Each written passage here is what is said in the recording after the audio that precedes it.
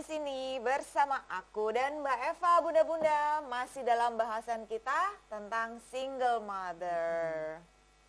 Langsung aja ya Mbak Eva ya, lanjut lagi. Mbak, gimana sih Mbak pendekatan seorang single mother dalam pembagian tugas dan peran dengan anaknya? Terus gimana juga caranya single mom ini memberikan pengertian dalam cara penyampaiannya ke anak supaya si anak ini nggak merasa terbebani gitu. Tentunya kan pertama kita memahami dulu nih anak kita karakternya seperti apa, ya kan?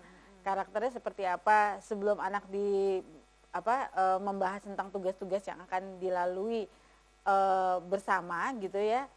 Tentu kita perlu memahami anak ini sudah selesai belum masalahnya atau berkaitan sama kondisi perubahan dia menjadi single mom ini sudah selesai belum? Artinya gini, anak sudah bisa menerima, anak sudah bisa memahami gitu ya.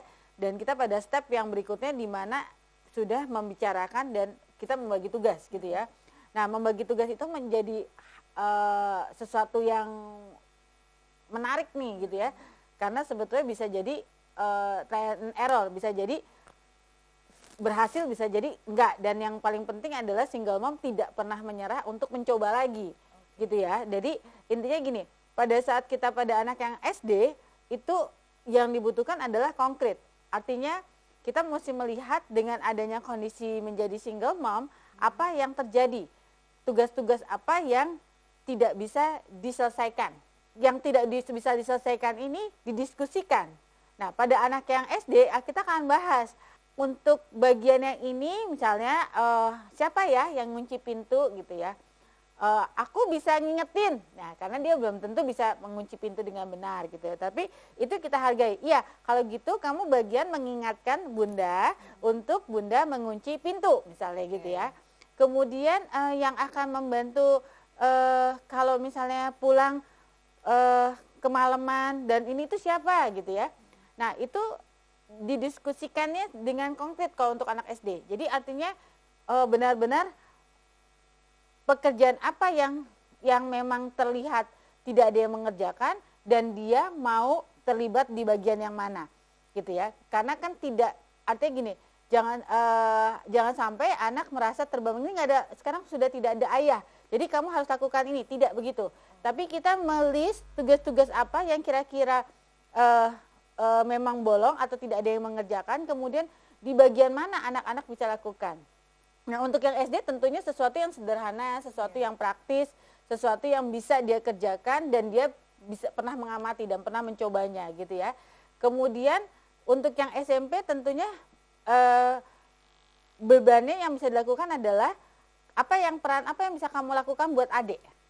Gitu. Apa yang bisa kamu lakukan buat diri kamu, apa yang bisa kamu lakukan untuk kepada bunda. Jadi berikan kesempatan anak untuk masuk kepada ibunya untuk menjadi bagian dalam menjaga. Sering sekali para single mom merasa bahwa aku harus lebih kuat dan akhirnya tidak memberikan kesempatan anak untuk menjadi penjaganya.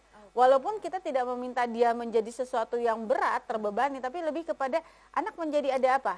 Merasa dibutuhkan, merasa bahwa hero gitu ya, merasa dia pahlawan gitu buat ibunya. Nah, walaupun yang sederhana, misalnya nanti yang bagian ngingetin bunda, kalau bunda belum pulang siapa ya? Nah, seperti itu. Nah, itu yang membuat anak merasa dibutuhkan dan menjadi satu bagian yang menyenangkan, khususnya buat anak remaja. Karena anak remaja kan biasanya apa?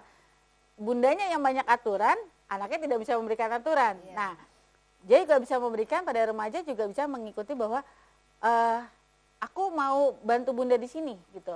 Aku mau bikin aturan juga buat bunda gitu ya. Nah, dengan seperti itu dikompromikan dan diskusikan. Sedangkan pada anak yang lebih besar lebih bisa menjadi apa? Menjadi sahabat, bisa menjadi teman diskusi gitu ya. Berkaitan dengan hal-hal yang tantangan yang akan terjadi di kemudian hari. Misalnya contoh misalnya aturan bermainnya bunda misalnya. Bunda boleh nggak punya waktu dalam 1 minggu ketemu sama teman-teman gitu. Seminggu sekali, boleh. Maunya hari apa? Gitu. Jadi anak-anak yang akan memberikan, oh ya bunda hari ini aja, soalnya hari ini malam Sabtu aja, sehingga Sabtunya sama Minggunya buat kita semua. Nah, bisa seperti itu. Jadi artinya si single mom tetap punya ruang, tapi juga aturan itu dibentuk oleh bersama dengan anak-anaknya, diketahui bersama. Jadi bukan hanya sebagai penegak aturan tanpa anak-anak tidak dilibatkan di dalam kondisi perubahan yang terjadi di rumah itu atau di keluarga itu. Seperti itu. Jadi tetap harus anak-anak dilibatkan, tapi menyesuaikan dengan kemampuan umur mereka dan mencerna. karakteristiknya. Si anak pengamat akan diberikan sesuatu yang lebih soft, mengingatkan, kemudian membantu gitu ya. Anak yang lebih ekspresif dia akan lebih berani untuk menyampaikan seperti itu. Jadi karakteristik anak juga kita perlu memperhatikan di dalam melibatkan dalam tugas-tugasnya gitu.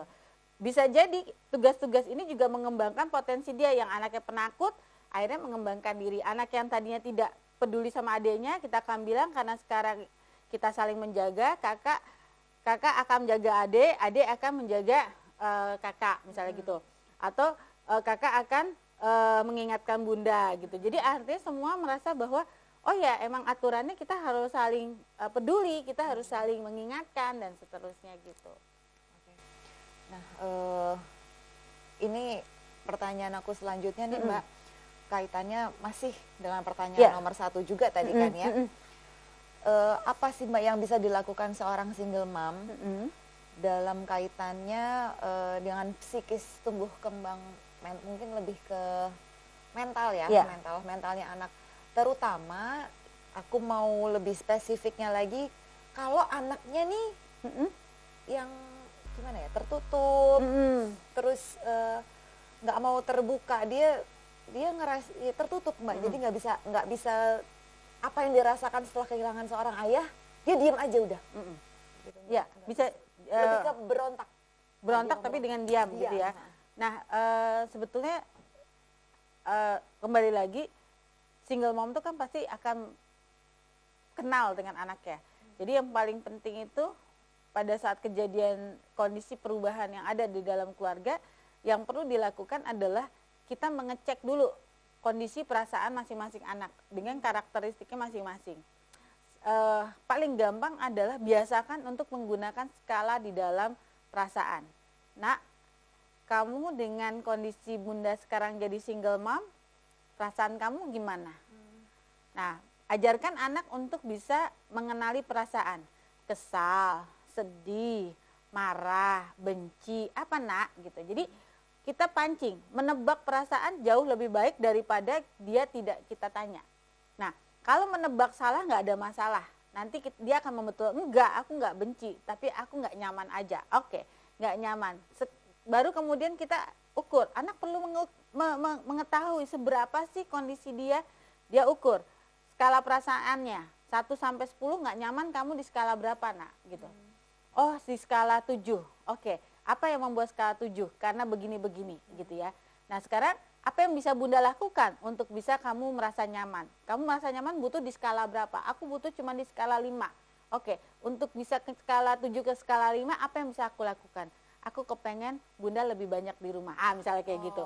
Artinya di situ kita bisa memahami bahwa pada saat kita mengecek kondisi anak dengan karakteristik tadi yang pendiam, kita memang harus apa? Lebih proaktif. Jadi pada saat kita lihat anak kita, normalnya apa sih kalau misalnya terjadi perubahan itu? Normalnya anak sedih.